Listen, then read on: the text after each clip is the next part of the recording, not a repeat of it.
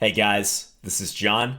I want to show you an excerpt from a game I played in 2017 at the Minnesota Open, which is our state open championship. And in my mind, this game really highlights the importance of pawn endings, and especially the ramifications of trading into a pawn ending. Okay? And this is not meant to be a comprehensive guide on pawn endgames, but even just being aware that trading into a pawn endgame is a pivotal decision in the course of a game can help you. And if you have the time on your clock, you should always try to carefully consider what will happen if you or your opponent go into a pawn ending. And the reason for that is, in pawn endings, there's a finite number of possibilities, as there are in any chess position, but it's a manageable number of possibilities where, barring some pretty complicated pawn endings, we can usually, and emphasis on usually, figure out the correct result, even in a blitz game, for instance. And if you studied pawn endings, you get used to looking for common ideas, zugzwang, opposition, certain cues that an ending may be winning or drawing.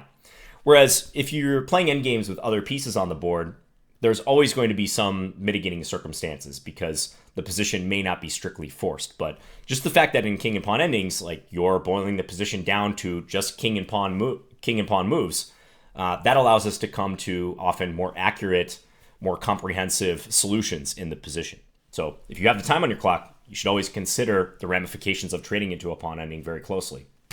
So let's pick up the game here. This was played in round 4 of the 2017 Minnesota Open.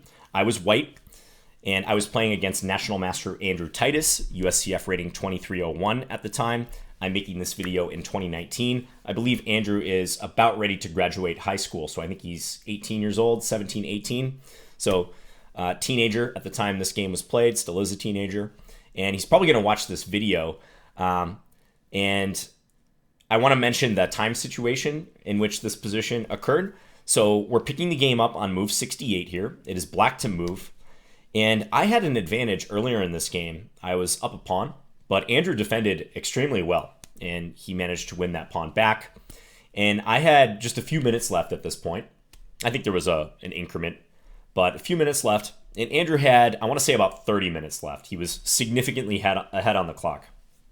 And it was his move, and he decided to play queen d6 check at this point. And when he played this move, I was happy to see it because I knew I was playing for 2 results at this point, meaning I knew I was playing either for a win or a draw. I didn't think it was possible for white to lose this position.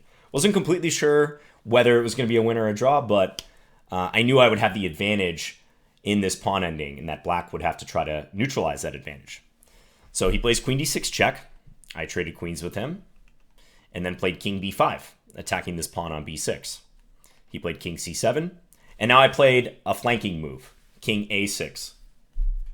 So denying black the b7 square, and black definitely has to stay guarding this pawn on b6. And now here on move 71, we still have roughly the same time situation, and Andrew made his next move very quickly. I don't recall there being hardly any hesitation with him here. But in fact, his next move is the losing move. And as an analytical exercise for you guys, if you want to pause your video and figure out the best way forward for black, you can do so now. There's a pretty limited number of moves that black can play here. So if you want to pause your video and try to figure out what black should do that now.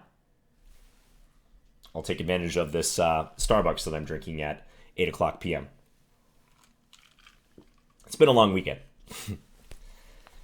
Okay, so the move that Andrew played was king c6. Looks pretty natural. So black sets up even an opposition, a horizontal opposition with the kings, stays guarding the pawn here. But yes, this was the fatal mistake. And first, let's go through the game and see why this was the fatal mistake, and then we'll circle back around to this position. So here, I managed to put black in zugzwang. So I played the move f4, locking up the kingside structure.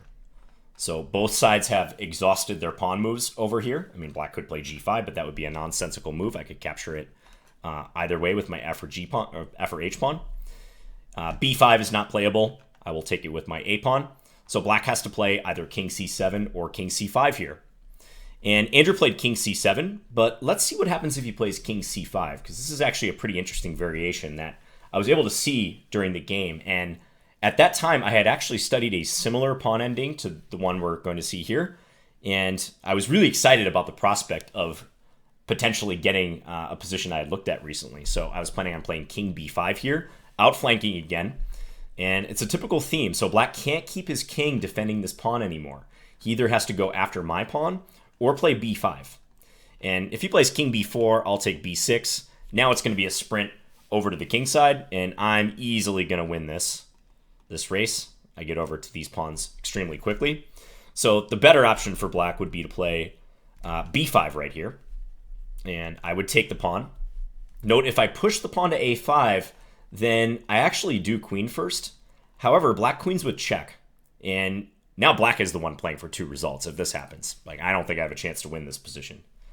So important that if b5 were played in this hypothetical situation, I would take the pawn, he would take, and then again, it's going to be a sprint over to the kingside pawns. King c7, king c5, king d7, king d5, or king d4. It's the same idea, actually. King e7, king e4, king f6. Black can't save this pawn, this back pawn. We're going for the weakness in the black structure. So all black can do is hope to counterattack my g3 pawn. Take here, and now I had seen that I could play this really nice move, king g5. So nice way to defend both of these pawns and retain the option of taking either the f or the h pawn. All right, and important that white doesn't grab one of these pawns immediately. King takes f5 or king takes h5 seems obvious, but then black's going to take the opposite pawn, and let's say white moves here. We're going to have another race situation. White queens first, but black immediately queens thereafter. I'm trying to give white 2 moves here, but to no avail.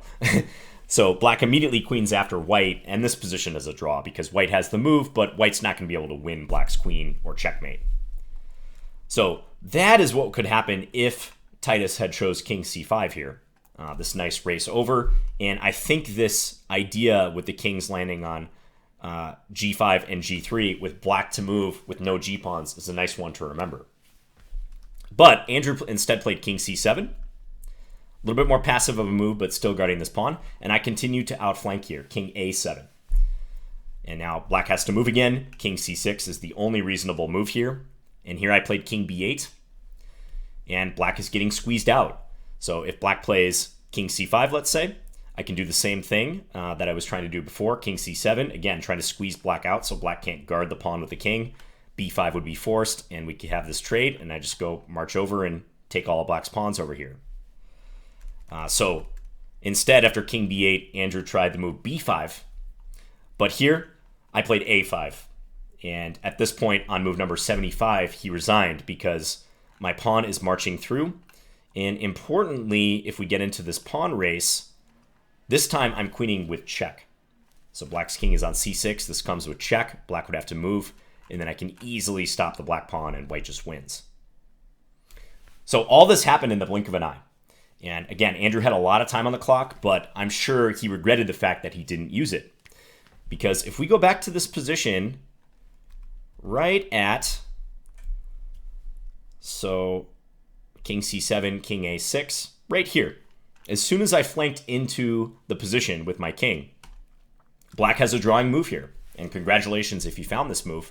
So it's not king c6 as Andrew played. It's actually the move f4. And that requires a strict assessment of the position because, you know, I fully admit this move is less natural than king c6, no doubt. Black is sacrificing a pawn. But let's investigate some lines and see why this works. So let's say that white takes on f4. Interestingly, trying to play king a7 actually loses for white in this case. So maybe there's even some circumstances where white is not playing for 2 results because black can play f3.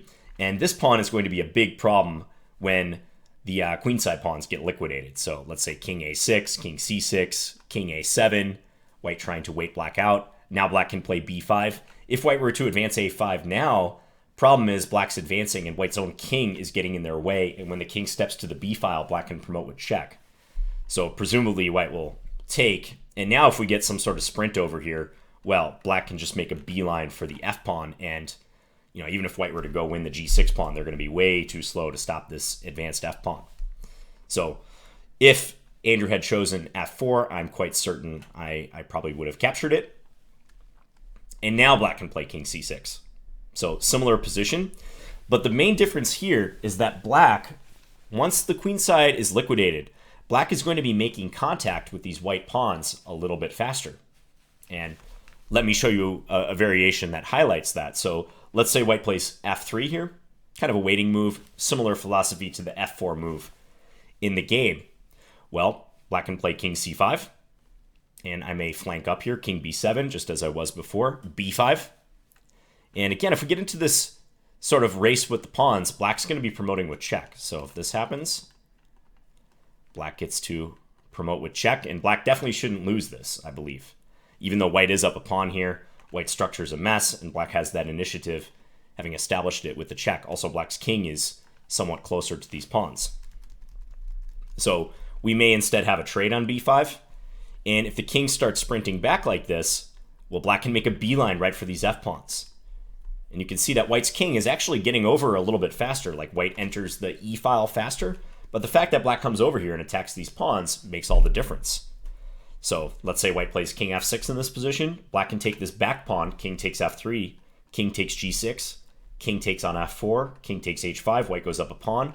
But after king f5, this is a useful drawing technique to know, black can box white's king in on the side of the board. Rook pawns, it's notoriously difficult to win with them. And if your opponent can box your king in on the side of the board, you aren't going to succeed. You know, something like this. And black just needs to wait with their king here and here.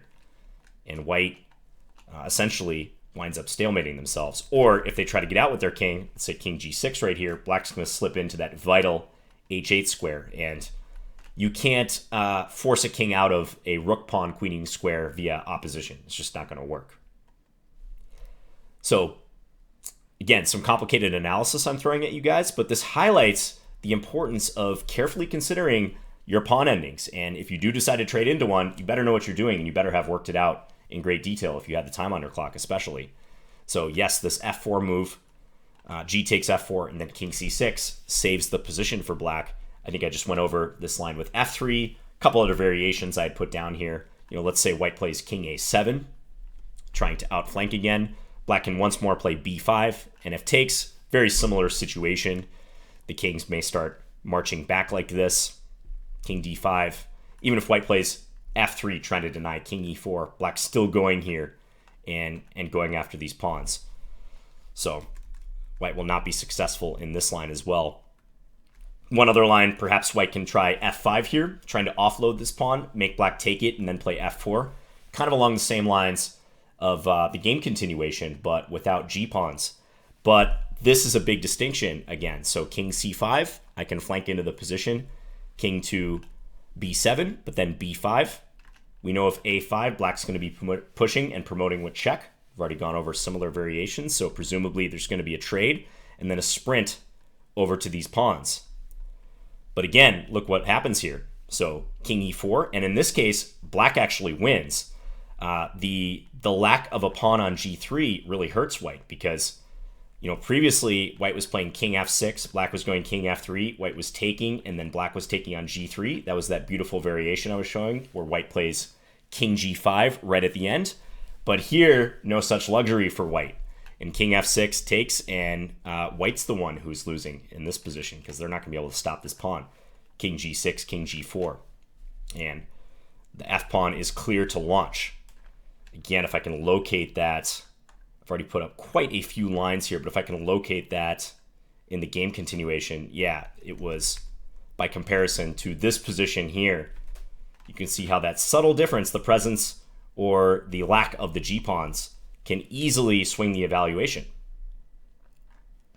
So in summary, the decision to trade queens was actually an acceptable one for black, but if you're playing black in this position, you have to carefully consider whether that's actually going to draw for you, because white's king is further advanced, black has to defend the b-pawn. Got to know that you're making a draw here. And Andrew made the mistake of not pausing in this position and asking himself, what are my options? I mean, king c6 at first sight looks almost forced, seemingly the only move to stay defending the pawn and not lose something, but f4, in fact, draws the game. And with king c6, f4, I was able to turn the tables, flank in with my king, and win the game.